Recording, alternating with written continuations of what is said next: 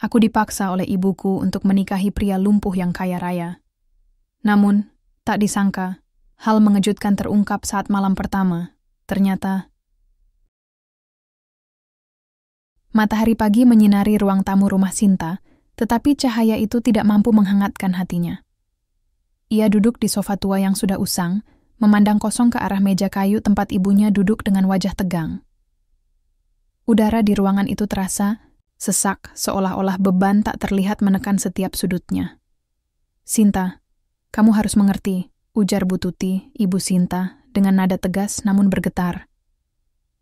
"Ini demi masa depanmu. Kamu tidak bisa terus hidup seperti ini, tanpa pekerjaan tetap, tanpa jaminan. Keluarga Pak Raka adalah kesempatan emas." Sinta menghela napas panjang, tangannya memilin-milin ujung kain roknya. "Tapi, Bu, aku bahkan tidak mencintainya. Bagaimana bisa aku menikah hanya karena dia kaya? Apa bedanya aku dengan boneka yang bisa dibeli?" Bu Tuti mendengus keras, matanya menyipit marah. Cinta tidak akan membayar tagihan atau memberimu kehidupan layak. Kau pikir aku tidak tahu betapa sulitnya hidup kita sekarang?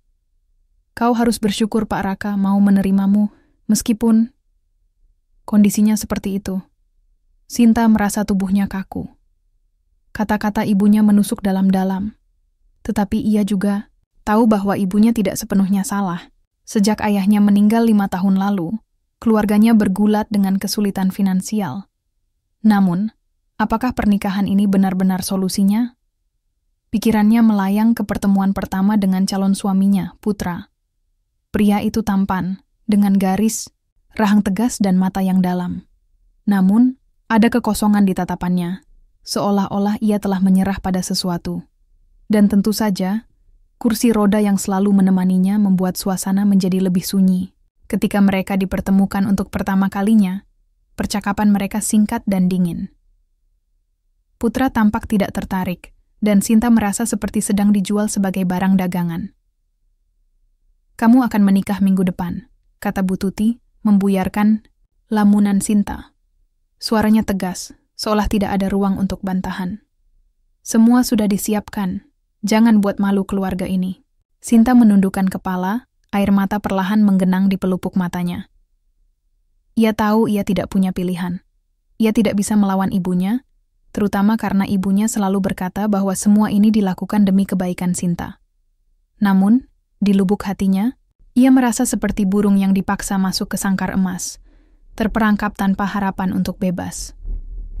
Beberapa hari kemudian, Sinta berdiri di depan cermin kamarnya, memandang gaun pengantin putih yang melingkupi tubuhnya. Gaun itu indah, tetapi rasanya asing di kulitnya. Ia tidak merasa seperti pengantin. Ia merasa seperti korban takdir yang kejam. Di gedung pernikahan, segalanya berlangsung cepat. Musik yang lembut mengiringi langkahnya menuju altar, tetapi ia tidak mendengarnya. Matanya hanya terfokus pada sosok Putra yang duduk di kursi rodanya di ujung lain ruangan. Ekspresinya datar, hampir tanpa emosi. Saat ia mengucapkan ikrar pernikahan, suaranya gemetar. Tetapi Putra menjawab dengan tenang, seolah-olah ia hanya menjalankan rutinitas tanpa arti. Setelah acara selesai, mereka berdua naik mobil mewah menuju rumah baru mereka. Sinta duduk diam di samping Putra, tidak tahu harus berkata apa. Di dalam hatinya, ia bertanya-tanya, "Apa yang akan terjadi padaku?" Sinta akhirnya mengetahui alasan sebenarnya di balik pernikahan ini. Saat ia membersihkan lemari di rumah baru, ia menemukan amplop besar yang berisi dokumen utang keluarganya kepada keluarga Putra. Utang itu begitu besar sehingga ibunya tidak punya pilihan selain menjual masa depan Sinta demi melunasinya. Sinta meremas amplop itu dengan gemetar, hatinya campur aduk antara amarah, kecewa, dan rasa putus asa. Ia menyadari bahwa ia tidak hanya terjebak dalam pernikahan yang tidak diinginkan, tetapi juga dalam skema keluarga yang lebih besar daripada dirinya. Malam pertama di rumah baru adalah salah satu malam tersunyi yang pernah Sinta alami. Rumah itu besar, megah, dan dipenuhi barang-barang mahal. Semua hal yang seharusnya membuat seseorang merasa bahagia. Namun, Bagi Sinta, tempat itu terasa seperti penjara yang luas dan kosong. Setiap langkahnya di lantai marmer menghasilkan gema yang terdengar asing di telinganya, seolah-olah ia tidak diizinkan untuk benar-benar tinggal di sana. Putra tidak banyak bicara setelah mereka tiba. Ia hanya memberikan instruksi singkat kepada asisten rumah tangga tentang kamar Sinta dan apa yang harus disiapkan untuk sarapan esok pagi. Lalu, tanpa sepatah kata pun, ia menuju kamarnya sendiri. Pintu tertutup dengan bunyi klik pelan, meninggalkan Sinta sendirian di ruang tamu yang luas. Sinta memutuskan untuk tidur lebih awal, meskipun ia tahu bahwa ia tidak akan bisa memejamkan mata. Pikirannya terus berputar, memikirkan semua yang telah terjadi dalam beberapa minggu terakhir. Bagaimana ia bisa sampai di sini? Apakah ia benar-benar akan menjalani hidup seperti ini, terjebak dalam pernikahan tanpa cinta? Esok harinya, suasana di rumah tidak jauh berbeda. Putra muncul di meja makan hanya untuk sarapan, dan pembicaraan mereka terbatas pada hal-hal praktis. "Kamu bisa bebas menggunakan fasilitas di rumah ini," katanya datar, sambil menyantap roti panggangnya. "Asisten rumah tangga akan membantu jika kamu butuh sesuatu." Sinta hanya mengangguk, tidak tahu harus berkata apa. Ia mencoba bertanya tentang rutinitas harian Putra, tetapi jawaban-jawaban pria itu selalu singkat dan kurang antusias. Setelah sarapan, Putra kembali menghilang ke ruang kerjanya, meninggalkan Sinta sendirian. Hari-hari berikutnya berlalu dengan pola yang sama. Sinta merasa seperti hantu di rumah itu. Ada, tetapi tidak benar-benar diperhatikan. Ia mencoba mengisi waktu dengan membaca buku atau berkeliling rumah, tetapi semuanya terasa hambar tanpa tujuan yang jelas. Ia juga merasa canggung berbicara dengan para asisten rumah tangga, yang tampaknya sudah sangat setia kepada Putra. Namun, suatu sore, saat sedang berjalan-jalan di sekitar rumah, Sinta menemukan sebuah ruangan yang belum pernah ia masuki sebelumnya. Perpustakaan pribadi. Ruangan itu dipenuhi rak-rak buku tinggi yang hampir menutupi seluruh dinding. Ada aroma kertas tua yang samar-samar menguar dari koleksi buku-buku tebal yang tampak usang. Sinta melangkah masuk, rasa penasarannya mengalahkan keraguannya. Ia mulai menjelajahi isi rak-rak itu, hingga matanya tertuju pada sebuah buku kecil berwarna coklat tua yang terlihat berbeda dari buku lainnya. Buku itu tampak seperti buku harian, dengan nama Putra, tertulis di sampulnya dengan tinta pudar.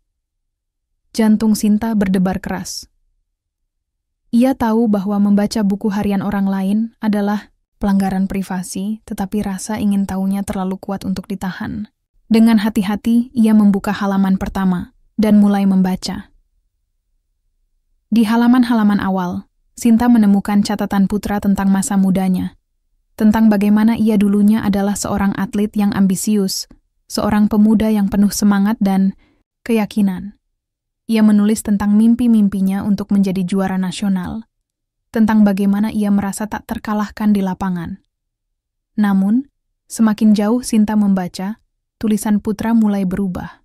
Ada kemarahan, frustrasi, dan keputusasaan yang mendalam.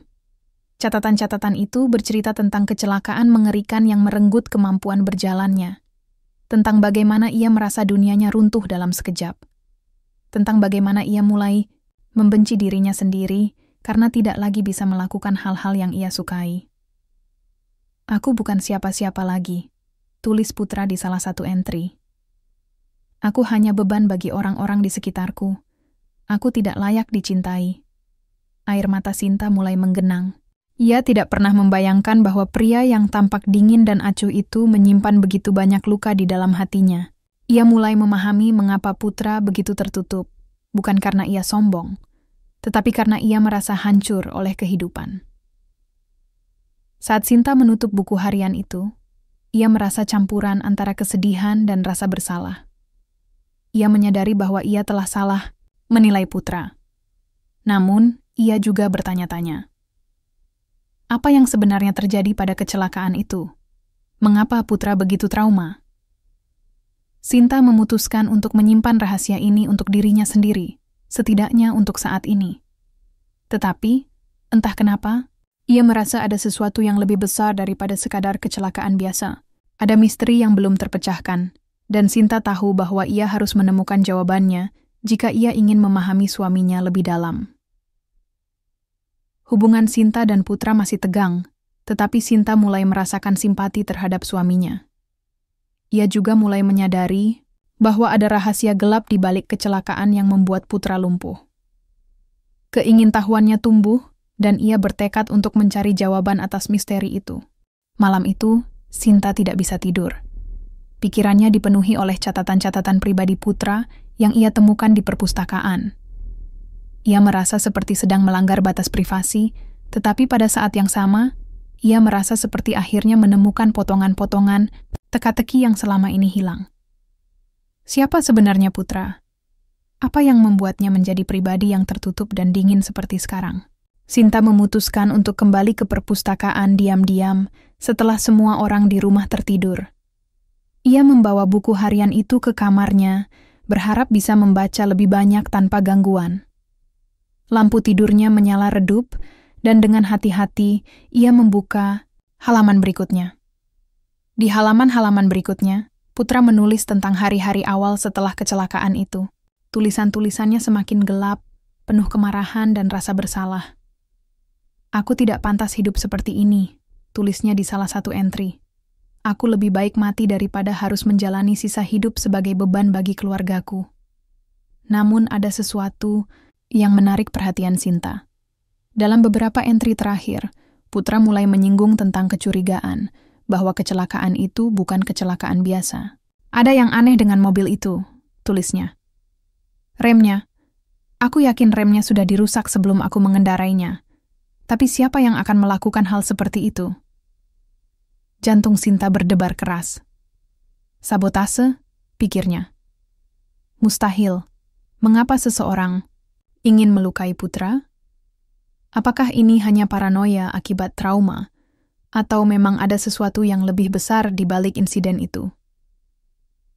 Ia melanjutkan membaca, hingga sampai pada sebuah entry yang sangat panjang. Putra menulis tentang seseorang bernama Arif, saudara tirinya. Nama itu disebut berkali-kali, dan Putra sepertinya memiliki hubungan yang rumit dengannya. "Arif selalu iri padaku," tulis Putra. "Dia selalu merasa bahwa aku mendapatkan segalanya. Perhatian ayah, warisan keluarga, bahkan karier olahraga yang cemerlang itu aku tahu dia membenciku, tapi aku tidak pernah berpikir dia akan melakukan sesuatu yang sejauh ini." Sinta terkejut. Saudara tiri? Ia belum pernah mendengar tentang keberadaan saudara tiri Putra sebelumnya. Apakah ini benar-benar kemungkinan bahwa Arif adalah dalang di balik kecelakaan itu? Atau apakah Putra hanya terlalu tersiksa oleh pikiran negatifnya sendiri? Pagi harinya, Sinta merasa bingung. Ia ingin bertanya langsung kepada Putra tentang apa yang ia baca, tetapi ia tahu bahwa hal itu akan membuatnya marah. Lagi pula, buku harian itu adalah ruang pribadinya, dan membacanya tanpa izin sudah cukup buruk. Namun, rasa penasarannya tidak bisa dibendung. Ia memutuskan untuk mencoba mencari informasi lebih lanjut tentang Arif. Sinta mulai mengamati foto-foto keluarga yang dipajang di ruang tamu. Beberapa di antaranya menunjukkan Putra bersama seorang pria yang tampak mirip dengannya, meskipun dengan senyum yang lebih cerah dan polos. "Itu pasti Arif," gumamnya pelan. Foto-foto itu tampaknya diambil beberapa tahun yang lalu. Sebelum kecelakaan, itu terjadi. Ketika asisten rumah tangga lewat, Sinta memberanikan diri untuk bertanya. "Bu, siapa pria ini?" tanyanya, menunjuk salah satu foto. Asisten itu terlihat ragu sejenak sebelum menjawab. "Oh, itu Mas Arif, Pak Putra, saudara tirinya. Dia sudah lama tidak tinggal di sini. Setelah kecelakaan itu, hubungan mereka jadi renggang." Sinta mengangguk, mencatat jawaban itu dalam hatinya. "Renggang, ya?" pikirnya. Apakah itu berarti Putra sudah mengetahui sesuatu tentang Arif? Beberapa hari kemudian, Sinta mencoba untuk mendekati Putra secara perlahan. Suatu sore, ketika ia sedang duduk di ruang kerjanya, Sinta masuk dengan membawa 2 cangkir teh. "Aku bawa teh," katanya pelan, meletakkan salah satu cangkir di depan Putra. Putra mengangkat alisnya, tampak terkejut. "Terima kasih," katanya singkat, lalu kembali fokus pada layar komputernya. Sinta duduk di kursi di seberangnya, mencoba untuk memulai percakapan. Putra, aku ingin bertanya sesuatu. Apakah kamu punya saudara tiri bernama Arif? Tangan Putra yang sedang mengetik langsung berhenti. Ia menoleh ke arah Sinta, matanya menyipit curiga. Kenapa kamu tiba-tiba menanyakan tentang dia? Sinta merasa gugup, tetapi ia mencoba untuk tetap tenang. Aku hanya penasaran. Aku melihat fotonya di ruang tamu. Sepertinya kalian dekat dulu. Putra menghela napas panjang, lalu menundukkan kepalanya. Dulu iya, tapi itu sebelum kecelakaan itu terjadi. Setelah itu, semua berubah. Ia terdiam sejenak, lalu melanjutkan dengan nada datar. Aku tidak ingin membicarakannya lagi. Sinta tahu bahwa ia telah menyentuh topik sensitif. Namun, dari ekspresi wajah Putra, ia bisa melihat bahwa ada sesuatu yang disembunyikan, sesuatu yang berat. Sinta semakin yakin bahwa ada rahasia besar di balik kecelakaan yang membuat Putra lumpuh. Ia mulai menyadari bahwa Arif mungkin terlibat dalam sabotase itu, tetapi ia belum memiliki cukup bukti. Satu hal yang pasti, hubungan Putra dan Arif tidak seindah yang terlihat di permukaan. Sinta bertekad untuk mencari tahu lebih banyak, meskipun ia tahu bahwa ini bisa membawa konsekuensi serius. Ia juga mulai merasakan simpati yang lebih dalam terhadap Putra, meskipun ia masih belum tahu bagaimana cara mendekatinya. Malam itu, hujan deras turun di luar rumah besar mereka. Suara tetesan air memukul kaca jendela menciptakan suasana yang muram, seolah-olah alam ikut merasakan ketegangan yang terjadi di dalam. Sinta duduk di tepi tempat tidurnya, memandangi buku harian Putra yang masih terbuka di pangkuannya. Ia tahu bahwa ia tidak bisa terus menyimpan rahasia ini sendirian. Ia harus mengatakan sesuatu untuknya dan untuk Putra. Setelah ragu beberapa saat, Sinta akhirnya memutuskan untuk pergi ke ruang kerja Putra. Pria itu biasanya menghabiskan malam-malamnya di sana, bekerja atau membaca. Ketika ia sampai di depan pintu, ia mengetuk pelan. "Masuk," jawab Putra dari dalam. Suaranya datar seperti biasa. Sinta membuka pintu dengan hati-hati. Putra sedang duduk di kursi rodanya, memandangi layar laptop yang menyala redup. Ketika ia melihat Sinta masuk, ekspresinya berubah menjadi curiga. "Ada apa?" tanyanya singkat. Sinta menarik napas dalam-dalam, mencoba menenangkan dirinya sendiri. Aku ingin bicara tentang sesuatu." Putra menutup laptopnya dan menatap Sinta dengan mata tajam. "Tentang apa?" Sinta maju selangkah, lalu meletakkan buku harian itu di atas meja di depan Putra. "Ini. Aku menemukannya di perpustakaan beberapa hari yang lalu." Wajah Putra langsung berubah pucat. Matanya membelalak marah saat ia melihat buku harian itu. "Kamu membacanya?" tanyanya dengan suara rendah yang dipenuhi kemarahan. Sinta mengangguk pelan, merasa bersalah. "Maafkan aku. Aku tidak bermaksud melanggar privasimu. Tapi setelah aku membacanya, aku merasa ada sesuatu yang harus kita bicarakan." Putra mendorong kursi rodanya menjauh dari meja. Wajahnya tegang. "Itu adalah urusanku, bukan urusanmu. Kamu tidak punya hak untuk mencampuri hidupku." Sinta merasa sakit mendengar kata-kata itu, tetapi ia tahu bahwa Putra hanya sedang melindungi dirinya sendiri. "Aku tahu ini sulit, tapi aku hanya ingin membantu. Aku peduli padamu." Putra tertawa sinis. "Peduli? Kamu bahkan tidak mengenal aku. Kita menikah karena ibumu memaksamu, ingat? Jangan berpura-pura." Kata-kata itu menusuk hati Sinta, tetapi ia tidak menyerah. "Ya, awalnya aku tidak menginginkan pernikahan ini. Tapi setelah aku membaca buku harianmu, aku melihat siapa kamu sebenarnya. Aku melihat rasa sakitmu, kemarahanmu, dan semua hal yang membuatmu menjadi seperti sekarang." Putra terdiam, matanya menatap kosong ke arah jendela. Hujan semakin deras, menciptakan irama yang monoton dan menenangkan. Setelah beberapa saat, ia akhirnya berkata dengan suara pelan, "Kenapa kamu repot-repot? Apa untungnya bagi kamu? Sinta duduk di kursi di seberang Putra, mencoba menatap matanya. Karena aku ingin mengerti. Aku ingin tahu siapa kamu, Putra. Dan aku ingin membantu jika aku bisa. Putra menundukkan kepalanya, tangannya mengepal erat di roda kursinya. Ada keheningan panjang di antara mereka, hanya suara hujan yang terdengar di latar belakang.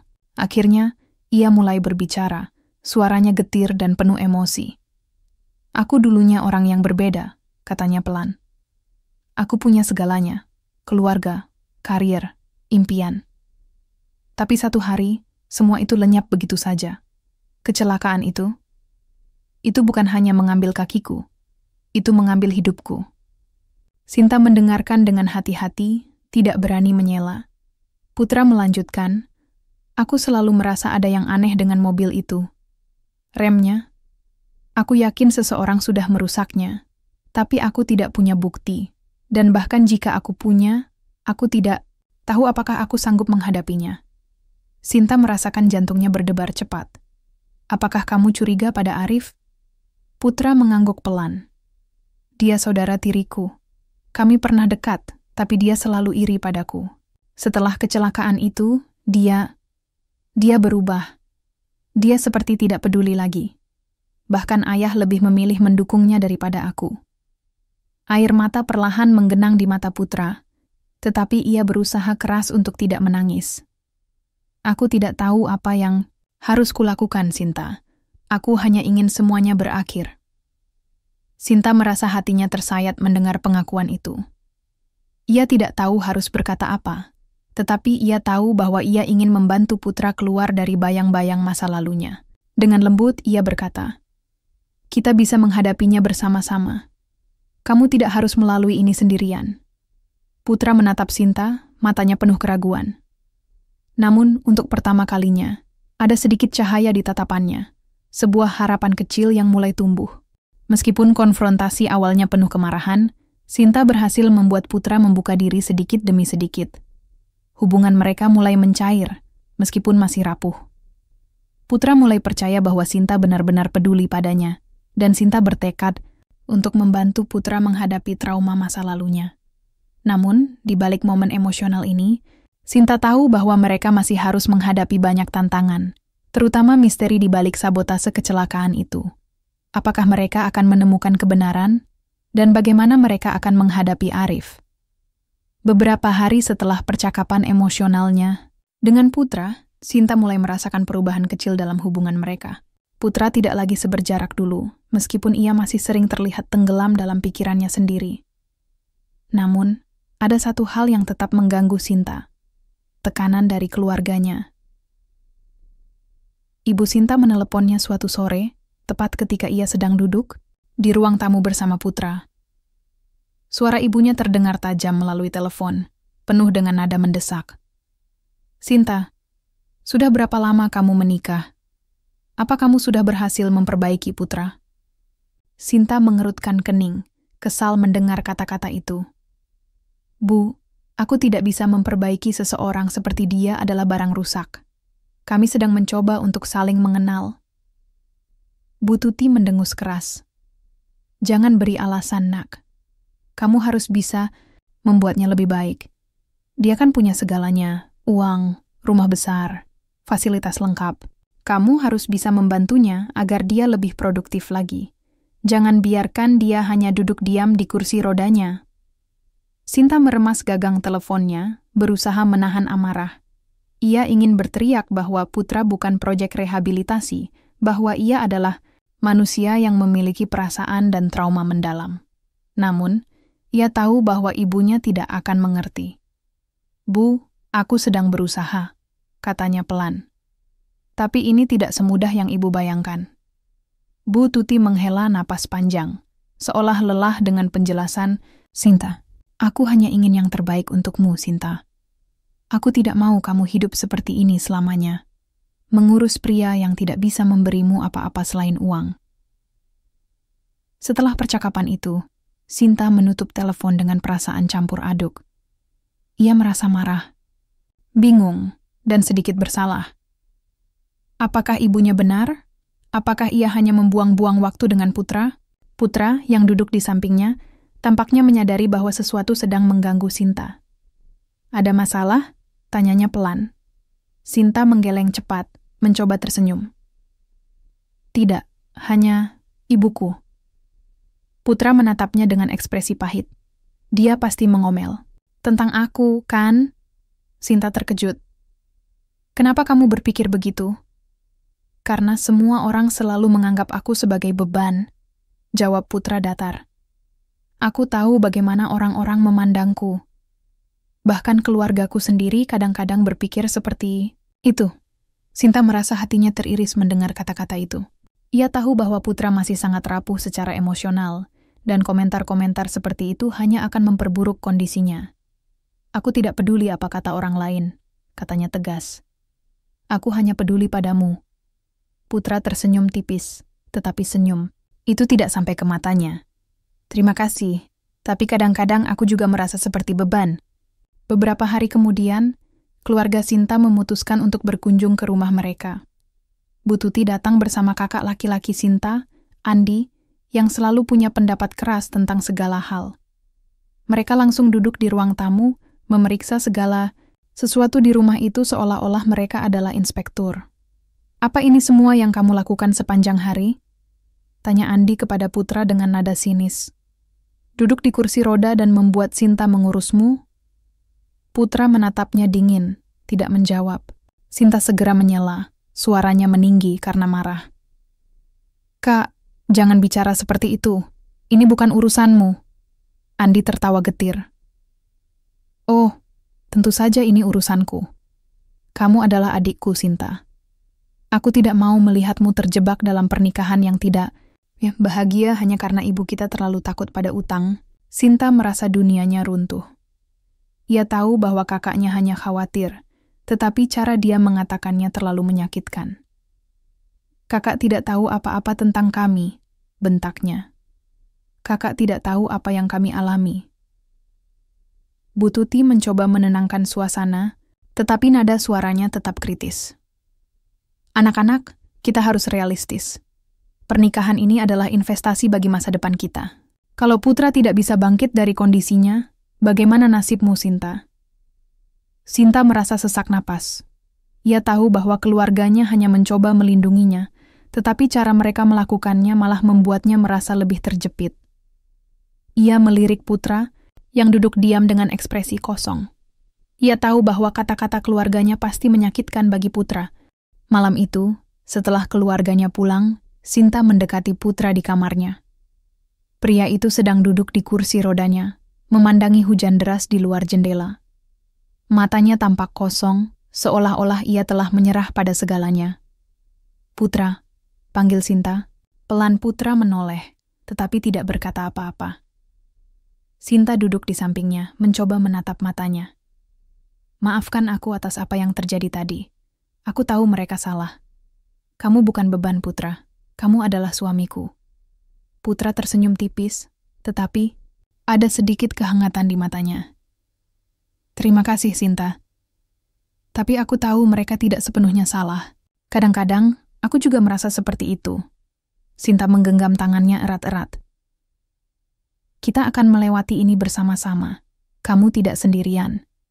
Tekanan dari keluarga Sinta semakin kuat, membuatnya merasa dilema antara membantu Putra dan memenuhi ekspektasi keluarganya.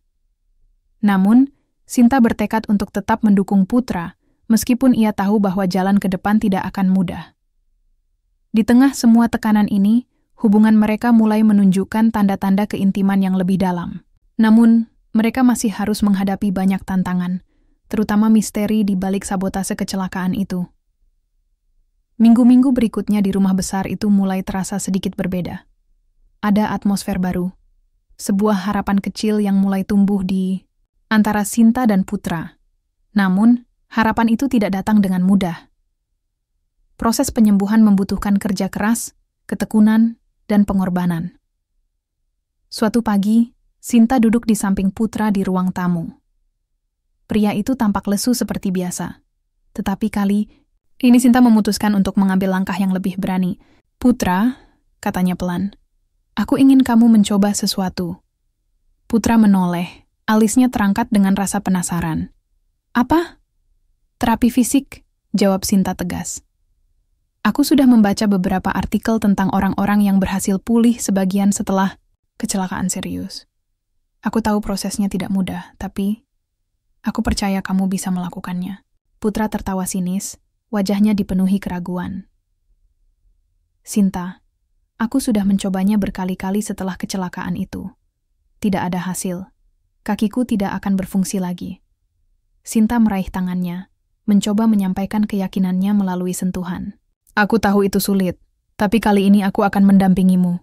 Kita bisa melakukannya bersama-sama. Setidaknya, coba dulu. Siapa tahu ada kemajuan. Putra terdiam, matanya menatap kosong ke lantai.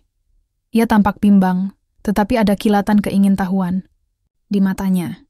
Akhirnya ia mengangguk pelan. Baiklah, aku akan mencobanya. Tapi jangan berharap terlalu banyak. Beberapa hari kemudian, Sinta membawa Putra ke klinik rehabilitasi terdekat. Dokter yang menangani kasus Putra adalah seorang ahli fisioterapi bernama Dr. Rina, seorang wanita muda dengan senyum hangat dan sikap profesional. Setelah memeriksa kondisi fisik Putra, Dr. Rina memberikan penjelasan yang membuat harapan Sinta sedikit meningkat. Kondisi kakinya tidak sepenuhnya lumpuh, kata Dr. Rina. Ada beberapa otot yang masih memiliki respons minimal. Dengan latihan intensif dan konsisten, ada kemungkinan dia bisa menggerakkan kakinya sedikit, meskipun mungkin tidak sepenuhnya seperti sebelumnya. Sinta merasakan hatinya berdebar cepat.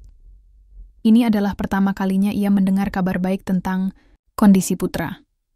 Ia menoleh ke arah suaminya, yang tampak skeptis namun sedikit terkejut.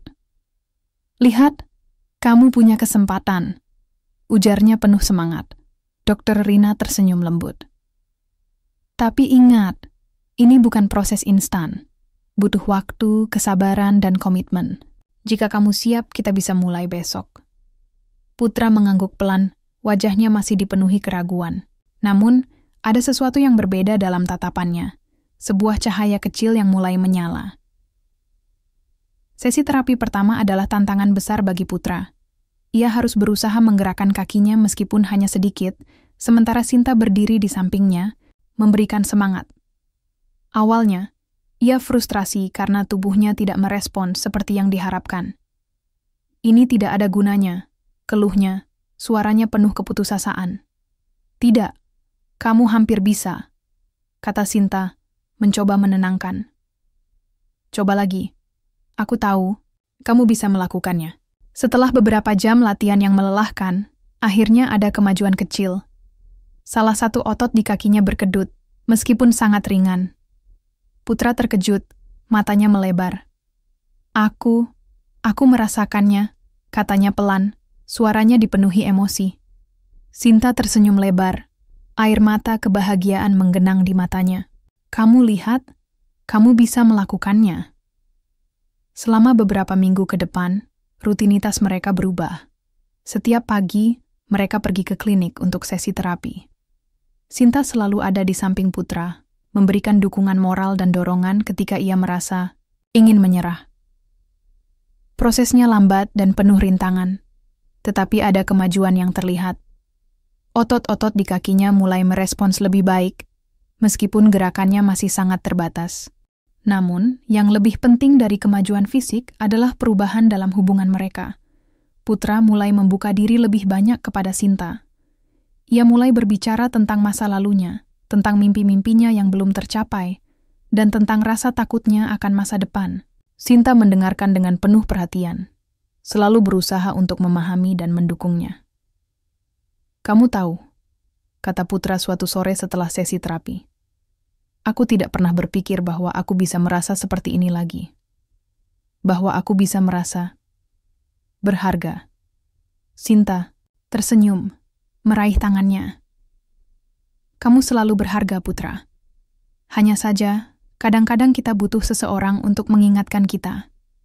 Namun, di tengah semua kemajuan ini, ada satu hal yang masih mengganggu pikiran Putra. Arif. Suatu malam, setelah sesi terapi yang melelahkan, Putra duduk di kursi rodanya di tepi jendela, memandangi langit malam yang gelap. Sinta mendekatinya, duduk di sampingnya. "Apa yang sedang kamu pikirkan?" tanyanya pelan. Putra menundukkan kepalanya, ekspresinya muram. "Arif, aku tidak bisa berhenti memikirkan apa yang dia lakukan padaku. Apakah dia benar-benar melakukan sabotase itu? Dan jika iya, kenapa aku tidak bisa melupakan semuanya?" Sinta merasa hatinya teriris. Ia tahu bahwa Putra masih terjebak dalam trauma masa lalunya. "Kita bisa mencari tahu kebenarannya," katanya lembut. "Tapi yang paling penting sekarang adalah kamu. Kamu harus fokus pada penyembuhanmu. Jangan biarkan masa lalu menghancurkan masa depanmu." Putra mengangguk pelan, wajahnya masih dipenuhi keraguan. Namun, ada satu hal yang ia yakini sekarang. Ia tidak sendirian. Ia punya Sinta di sisinya, dan itu memberinya kekuatan untuk terus maju. Putra mulai menunjukkan kemajuan kecil dalam terapi fisiknya, memberinya harapan baru untuk masa depan. Hubungan antara Sinta dan Putra juga semakin erat, meskipun bayang-bayang masa lalu, terutama tentang Arif, masih menghantui mereka. Namun, mereka tahu bahwa perjalanan mereka masih panjang.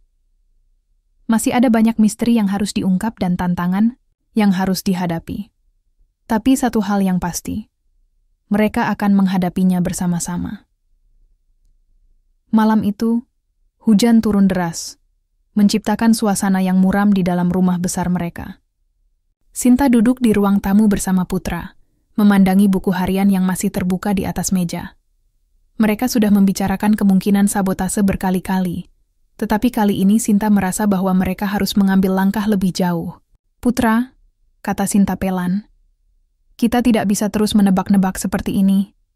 Jika Arif benar-benar terlibat dalam kecelakaan itu, kita harus tahu kebenarannya."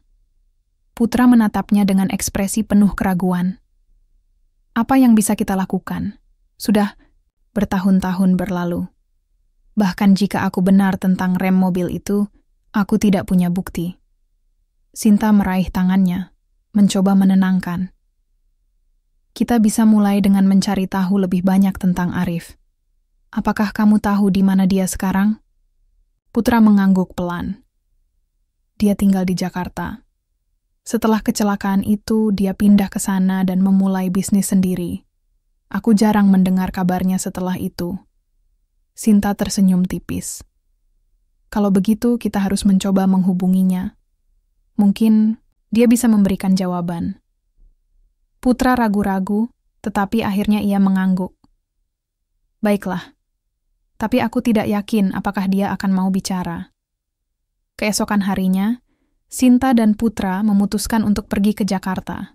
Perjalanan itu memakan waktu beberapa jam, dan selama perjalanan, suasana di dalam mobil dipenuhi ketegangan. Putra tampak gugup, sedangkan Sinta berusaha untuk tetap tenang dan memberikan dukungan. Setibanya di Jakarta, mereka langsung menuju alamat yang diketahui Putra sebagai tempat tinggal Arif. Rumah itu terletak di sebuah kompleks perumahan mewah, jauh berbeda dari rumah keluarga mereka. Ketika mereka sampai di depan pintu, Putra mengetuk pelan. Beberapa saat kemudian, pintu terbuka. Seorang pria berdiri di sana, Arif. Wajahnya mirip dengan Putra, tetapi ada sesuatu yang berbeda dalam tatapannya. Ia tampak kaget melihat Putra dan Sinta di depan pintunya. "Putra?" kata Arif, suaranya penuh keheranan. "Apa yang kamu lakukan di sini?" Putra menatapnya dingin. "Kita perlu bicara." Arif menghela napas panjang, lalu membuka pintu lebih lebar. "Masuklah." Di dalam rumah, suasana tegang. Mereka duduk di ruang tamu, saling menatap tanpa bicara. Akhirnya Putra memecah keheningan. "Aku ingin tahu kebenarannya, Arif. Apa kamu terlibat dalam kecelakaan itu?" Arif tampak terkejut, matanya melebar. "Apa maksudmu?" "Rem mobil itu," kata Putra tegas. "Aku tahu ada yang aneh. Dan satu-satunya orang yang punya motif adalah kamu." Arif tertawa getir, wajahnya dipenuhi emosi campur aduk. "Jadi, kamu masih mencurigaiku setelah semua ini waktu?" "Aku butuh jawaban," balas Putra, suaranya penuh tekanan. Arif menundukkan kepalanya. lalu menghela napas panjang. Baiklah, kamu benar. Aku terlibat. Sinta dan Putra terkejut mendengar pengakuan itu. Putra mengepalkan tangannya erat-erat, mencoba menahan amarahnya. Kenapa? Tanyanya pelan, suaranya gemetar. Arif menatap kakak tirinya dengan mata penuh penyesalan. Aku iri padamu, Putra. Ayah selalu memperlakukanmu seperti anak kesayangan. Kamu mendapatkan segalanya. Perhatian, warisan, bahkan karier olahraga yang cemerlang. Sedangkan aku hanya bayanganmu. Aku hanya ingin membuatmu terjatuh agar aku bisa mendapatkan pengakuan. Putra merasa dadanya sesak. Kamu hampir membunuhku. Arif menundukkan kepalanya, air mata mulai menggenang di matanya. Aku tahu aku salah. Aku menyesalinya setiap hari. Aku tidak bermaksud melukaimu sejauh itu. Aku hanya ingin membuatmu gagal, tapi aku tidak pernah berpikir bahwa kecelakaan itu akan separah ini. Sinta merasa hatinya teriris mendengar pengakuan itu. Ia tahu bahwa ini adalah momen yang sangat sulit bagi Putra. Namun, ia juga melihat bahwa Arif benar-benar menyesali perbuatannya. Kenapa kamu tidak mengakuinya sejak awal? Tanya Putra, suaranya bergetar. Arif menggeleng pelan. Aku takut kehilangan semuanya. Keluarga, reputasi, segalanya. Aku tahu aku egois. Setelah percakapan itu, suasana menjadi sunyi. Putra duduk diam, mencerna semua yang telah ia dengar. Sinta memegang tangannya, mencoba memberikan dukungan. Akhirnya, Putra berbicara. Suaranya pelan namun tegas. Aku tidak tahu apakah aku bisa memaafkanmu, Arif. Tapi aku juga tidak ingin hidupku hancur karena dendam. Kita sudah terlalu lama hidup dalam bayang-bayang masa lalu. Arif menatapnya dengan mata penuh rasa bersalah. Terima kasih, Putra. Aku akan berusaha memperbaiki hubungan kita. Aku janji. Percakapan dengan Arif membawa kebenaran yang selama ini tersembunyi. Meskipun pengakuan itu menyakitkan, Putra memutuskan untuk tidak mengejar balas dendam. Ia tahu bahwa memaafkan adalah satu-satunya cara untuk melanjutkan hidupnya. Namun, meskipun kebenaran telah terungkap, ada satu pertanyaan yang masih menggantung di udara. Bagaimana hubungan mereka akan berubah setelah ini? Dan apakah Putra benar-benar bisa melupakan masa lalunya? Beberapa hari setelah percakapan tegang di Jakarta, suasana di rumah besar mereka masih terasa berat. Putra tampak lebih pendiam dari biasanya, sering duduk di kursi rodanya di dekat jendela, memandangi langit yang kelabu. Sinta tahu bahwa pengakuan Arif masih menghantui pikirannya, tetapi ia juga melihat bahwa suaminya sedang berusaha keras untuk menerima kenyataan. Suatu sore, Sinta mendekati Putra di ruang tamu.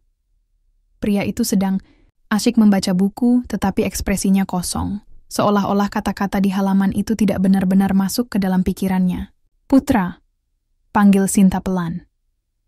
Putra menoleh, tersenyum tipis namun lemah. Ya? Bagaimana perasaanmu? Tanya Sinta, mencoba menyentuh hatinya dengan kelembutan. Putra menundukkan kepala, tangannya membolak-balik halaman buku tanpa membacanya. Aku tidak tahu. Aku ingin marah, tapi aku juga merasa lelah. Lelah terus membenci. Sinta duduk di sampingnya, meraih tangannya erat-erat. Kamu tidak harus memaafkannya sekarang, kalau kamu belum siap.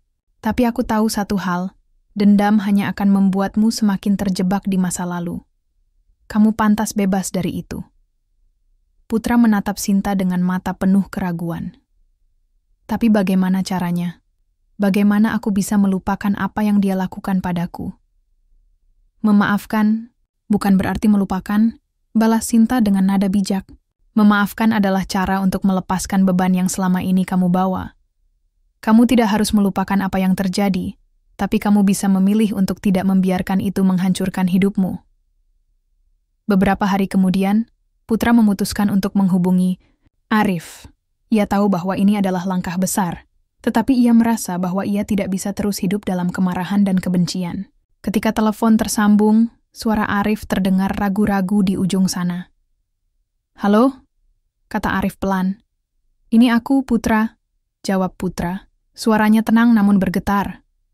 "Oh, halo," balas Arif, nada suaranya dipenuhi rasa bersalah. "Ada apa?" "Aku ingin bertemu lagi," kata Putra. "Untuk bicara." Arif terdiam sejenak, lalu menghela napas panjang. "Baiklah, kapan?" "Besok," jawab Putra tegas. Keesokan harinya, mereka bertemu di sebuah kafe sederhana di pusat kota. Suasana di antara mereka tegang, tetapi ada sesuatu yang berbeda. Kali ini, sebuah usaha untuk saling memahami. Setelah memesan minuman, Putra langsung memulai pembicaraan. "Aku sudah memikirkan semuanya," katanya pelan, matanya menatap Arif dengan intens. "Aku tahu kamu sudah menyesali perbuatanmu, dan aku juga tahu bahwa dendam hanya akan membuatku semakin hancur." Arif tampak terkejut, matanya melebar. "Jadi, kamu memaafkanku?" Putra mengangguk pelan, wajahnya dipenuhi emosi campur aduk. "Aku memaafkanmu, bukan karena aku lupa apa yang kamu lakukan, tapi karena aku ingin bebas dari semua ini. Aku ingin hidupku kembali milikku." Air mata mulai menggenang di mata Arif. "Aku tidak tahu harus berkata apa. Terima kasih, Putra. Aku janji akan berusaha menjadi saudara yang lebih baik." Putra tersenyum tipis, meskipun senyum itu tidak sepenuhnya mencapai matanya. "Kita lihat saja nanti, tapi aku harap kita bisa memulai dari awal." Setelah pertemuan itu, hubungan antara Putra dan Arif mulai membaik secara perlahan. Mereka mulai berkomunikasi lebih sering, meskipun masih ada ketegangan di antara mereka. Namun, Putra merasa lega. Beban yang selama ini ia bawa akhirnya mulai terangkat. Di rumah, Sinta melihat perubahan positif dalam diri Putra. Ia tampak lebih ringan, lebih damai. Suatu malam, ketika mereka duduk bersama di ruang tamu, Putra berbicara dengan nada penuh keyakinan. "Aku tidak akan pernah melupakan apa yang terjadi," katanya pelan. "Tapi aku memilih untuk tidak membiarkan itu menghancurkan hidupku. Aku punya kamu, aku punya masa depan, dan aku punya harapan baru." Sinta merasa hatinya hangat mendengar kata-kata itu. Ia meraih tangan Putra, mencoba menyampaikan dukungannya melalui sentuhan. "Aku bangga padamu, Putra. Kamu lebih kuat daripada yang kamu kira." Namun, meskipun Putra telah memaafkan Arif, ada satu hal yang masih mengganggu pikirannya. Bagaimana cara ia bisa benar-benar melanjutkan hidupnya? Apakah ia bisa sepenuhnya lepas dari bayang-bayang masa lalu? Dan apakah hubungannya dengan Sinta akan terus berkembang ke arah yang lebih baik? Putra memilih untuk memaafkan Arif, meskipun prosesnya tidak mudah. Keputusan ini memberinya kedamaian batin dan membuka pintu bagi hubungan yang lebih baik dengan saudara tirinya. Namun, perjalanan penyembuhan Putra belum sepenuhnya selesai. Ia masih harus belajar untuk benar-benar menerima dirinya sendiri dan masa lalunya. Dengan dukungan Sinta, Putra mulai melihat cahaya di ujung terowongan. Mereka berdua tahu bahwa tantangan masih ada, tetapi mereka siap menghadapinya bersama-sama. Beberapa minggu setelah pertemuan dengan Arif, suasana di rumah besar itu mulai berubah secara signifikan. Hubungan antara Sinta dan Putra semakin hangat dan penuh keintiman. Mereka tidak lagi hanya sekadar pasangan yang dipaksakan oleh keadaan, tetapi dua orang yang benar-benar saling memahami dan mendukung satu sama lain. Suatu pagi, Sinta bangun lebih awal dan menemukan Putra sudah duduk di kursi rodanya di teras belakang rumah. Matahari baru saja terbit, menciptakan siluet lembut di wajahnya. Pria itu tampak damai, seolah-olah ia sedang menikmati momen tenang sebelum hari dimulai. Sinta tersenyum melihatnya dari kejauhan. Ia menyadari bahwa Putra bukan lagi pria dingin dan tertutup yang ia temui di awal pernikahan mereka. Ia adalah seseorang yang telah menemukan kembali dirinya sendiri, meskipun prosesnya masih berlangsung. "Selamat pagi," kata Sinta pelan, mendekati Putra dengan secangkir teh panas di tangannya. Putra menoleh, senyum tipis muncul di wajahnya. "Pagi, kamu sudah bangun?" "Aku ingin melihat matahari terbit," jawab Sinta, duduk di sampingnya. Kamu sering kesini? Putra mengangguk pelan. Ya, aku suka ketenangannya. Ini membantu aku merenung. Sinta merasa hatinya hangat mendengar kata-kata itu. Ia tahu bahwa Putra masih memiliki banyak hal untuk direnungkan, tetapi ia juga melihat bahwa pria itu sedang berusaha untuk menjalani hidupnya dengan cara yang lebih positif. Terima kasih, kata Putra tiba-tiba. Suaranya penuh emosi. Sinta menoleh, bingung. Untuk apa? Untuk semuanya, jawab Putra. Matanya menatap Sinta dengan intens. Untuk tetap ada di sisiku meskipun aku sulit. Untuk membantuku menemukan kembali harapan. Tanpamu, aku tidak tahu bagaimana aku bisa bertahan. Sinta merasakan air mata mulai menggenang di matanya. Ia meraih tangan Putra, mencoba menyampaikan perasaannya melalui sentuhan. Aku hanya ingin kamu bahagia, Putra. Itu saja. Mereka saling menatap dalam diam. Detik demi detik berlalu tanpa kata. Namun, dalam keheningan itu, ada sesuatu yang lebih kuat daripada kata-kata. Sebuah pengakuan tak terucap bahwa mereka telah jatuh cinta satu sama lain. Namun, meskipun hubungan mereka semakin erat, tekanan dari luar masih ada. Beberapa hari kemudian, Bu Tuti kembali menelepon Sinta.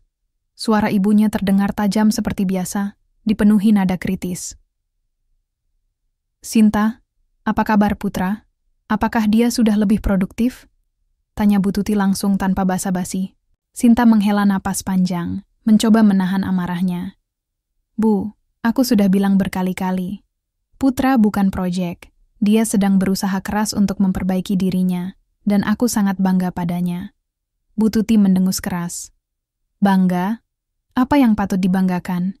Dia masih duduk di kursi roda, Sinta. Kapan dia akan kembali bekerja? Kapan dia akan memberimu kehidupan yang layak? Sinta meremas gagang teleponnya, kesal mendengar kata-kata itu. Bu, aku tidak peduli soal uang atau status. Yang penting bagi aku adalah Putra. Dia sudah berubah banyak, dan aku mencintainya. Ada keheningan singkat di ujung telepon. Lalu Bu Tuti berkata dengan nada datar, Cinta tidak akan membayar tagihan, Nak. Aku hanya ingin yang terbaik untukmu.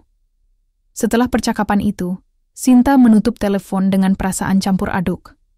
Ia tahu bahwa ibunya hanya mencoba melindunginya, tetapi caranya terlalu keras dan tidak memahami perasaan Sinta. Malam itu, Sinta menceritakan percakapan dengan ibunya kepada Putra.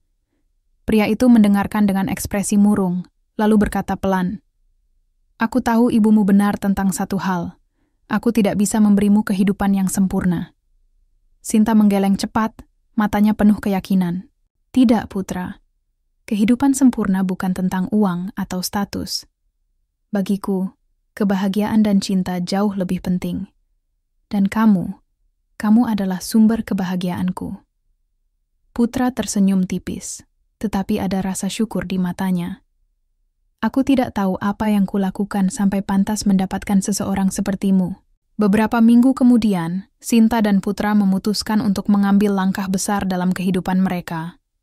Mereka akan memulai sebuah proyek amal bersama untuk membantu penyandang disabilitas. Putra terinspirasi oleh perjuangannya sendiri, dan ia ingin membuat dampak positif bagi orang-orang yang menghadapi tantangan serupa. Aku ingin membantu orang-orang yang merasa putus asa seperti aku dulu, kata Putra suatu malam kepada Sinta. Aku ingin mereka tahu bahwa mereka tidak sendirian. Sinta tersenyum lebar, merasa bangga pada suaminya. Itu ide yang luar biasa. Aku akan membantumu sepenuhnya. Proyek itu dimulai dengan sederhana, membuka pusat rehabilitasi kecil di lingkungan mereka. Namun, seiring waktu, proyek itu berkembang menjadi sesuatu yang lebih besar. Banyak orang mulai bergabung, termasuk beberapa teman lama Putra yang dulunya mendukungnya sebagai atlet. Melalui proyek ini, Putra menemukan tujuan baru dalam hidupnya. Ia tidak lagi hanya fokus pada dirinya sendiri, tetapi juga pada orang-orang di sekitarnya.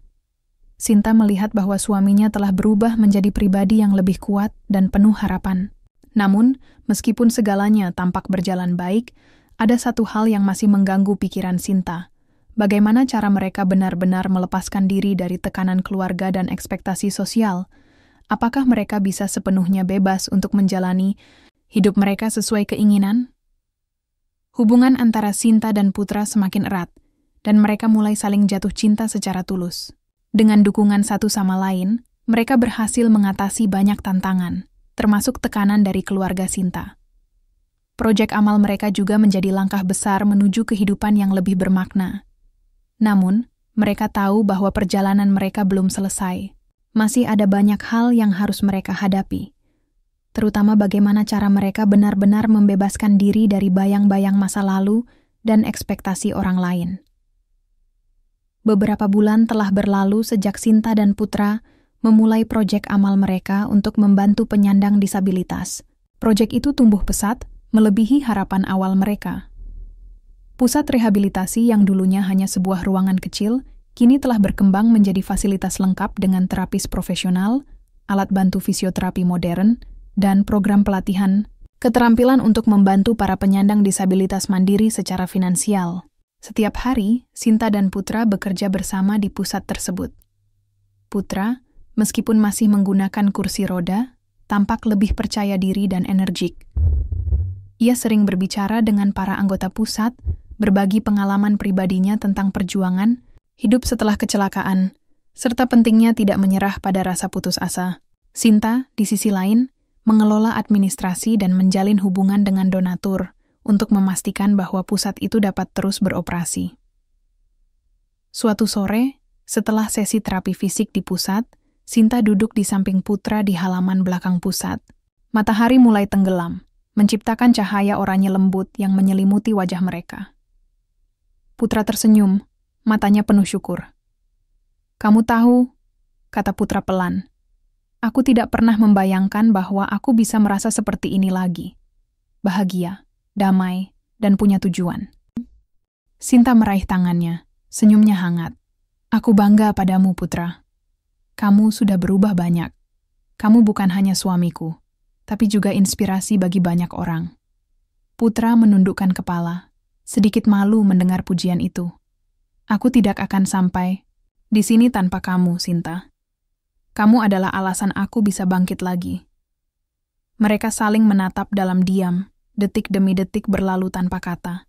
Namun, dalam keheningan itu, ada keintiman yang tak tergantikan. Sebuah pengakuan bahwa cinta mereka telah tumbuh dari kesulitan, penderitaan, dan perjuangan bersama. Namun, meskipun segalanya tampak berjalan dengan baik, ada satu hal yang masih mengganggu pikiran Sinta, keluarganya. Beberapa minggu lalu, Bu Tuti kembali menelepon untuk menanyakan perkembangan kehidupan mereka. Kali ini, nada suaranya tidak lagi tajam, tetapi lebih lembut, seolah-olah ia mulai menyadari kesalahannya. "Sinta," kata Bu Tuti di telepon, "Ibu ingin minta maaf. Ibu tahu ibu salah karena selalu memberi tekanan padamu. Ibu hanya ingin yang terbaik untukmu, tapi ibu tidak tahu cara melakukannya dengan benar." Sinta terdiam sejenak, hatinya dipenuhi emosi campur aduk. Akhirnya dia berkata pelan, "Terima kasih, Bu. Aku tahu ibu mencintaiku, tapi aku juga ingin ibu tahu bahwa aku bahagia dengan Putra. Dia adalah suamiku, dan aku mencintainya." Bu Tuti terdiam sejenak, lalu berkata dengan suara bergetar, Ibu akan belajar untuk menerimanya. Asalkan kamu bahagia, itu yang paling penting." Setelah percakapan itu, Sinta merasa lega. Ia tahu bahwa ibunya masih butuh waktu untuk sepenuhnya menerima Putra, tetapi langkah pertama menuju rekonsiliasi telah diambil. Beberapa minggu kemudian, keluarga Sinta datang berkunjung ke pusat rehabilitasi. Bu Tuti, Andi, dan anggota keluarga lainnya melihat langsung bagaimana Sinta dan Putra bekerja keras untuk membantu orang-orang di komunitas mereka. Mereka melihat bagaimana Putra berinteraksi dengan para anggota pusat, memberikan semangat dan dukungan moral. Bu Tuti tampak terharu saat melihat Putra berbicara dengan seorang remaja yang baru saja kehilangan kemampuan berjalan akibat kecelakaan. Dengan sabar, Putra berbagi pengalaman pribadinya dan memberikan harapan bahwa masa depan masih bisa cerah meskipun dalam kondisi sulit. "Putra, kamu hebat sekali," kata Bu Tuti pelan kepada Sinta saat mereka duduk di halaman pusat. "Ibu salah menilai dia selama ini." Sinta tersenyum, merasa lega. Dia sudah berubah banyak, Bu, dan aku sangat bangga padanya. Bu Tuti mengangguk. Air mata mulai menggenang di matanya. Ibu minta maaf atas semua yang ibu lakukan. Kamu benar, yang terpenting adalah kamu bahagia. Di malam terakhir kunjungan keluarga, Sinta dan Putra duduk di teras rumah mereka, menikmati ketenangan malam. Putra menatap Sinta dengan mata penuh. "Cinta, kamu tahu," katanya pelan, "aku tidak pernah menyangka bahwa pernikahan ini akan membawaku ke titik ini. Aku tidak hanya menemukan cinta sejati, tapi juga tujuan hidup yang lebih besar." Sinta tersenyum lembut, meraih tangannya erat-erat. "Aku juga tidak menyangka. Awalnya, aku merasa terjebak. Tapi sekarang, aku tahu bahwa ini adalah takdir kita. Kita ditakdirkan untuk saling membantu melewati semua ini." Mereka saling menatap dalam diam, detik demi detik berlalu tanpa kata. Namun, dalam keheningan itu, ada keyakinan bahwa mereka telah menemukan kedamaian dalam cinta, dalam hubungan mereka, dan dalam kontribusi mereka kepada dunia. Sinta dan Putra berhasil mengatasi semua tantangan dalam hidup mereka, dari tekanan keluarga hingga trauma masa lalu. Melalui cinta, pengampunan, dan kerja keras, mereka menemukan kedamaian dan kebahagiaan yang sejati. Proyek amal mereka tidak hanya membantu orang lain, tetapi juga memberi mereka tujuan hidup yang lebih besar. Dengan keluarga yang mulai menerima hubungan mereka, dan masa lalu yang telah mereka ampuni, Sinta dan Putra siap untuk melanjutkan hidup mereka dengan penuh harapan. Mereka tahu bahwa tidak ada jaminan bahwa segalanya akan selalu mudah, tetapi mereka yakin bahwa selama mereka bersama, mereka bisa menghadapi apapun.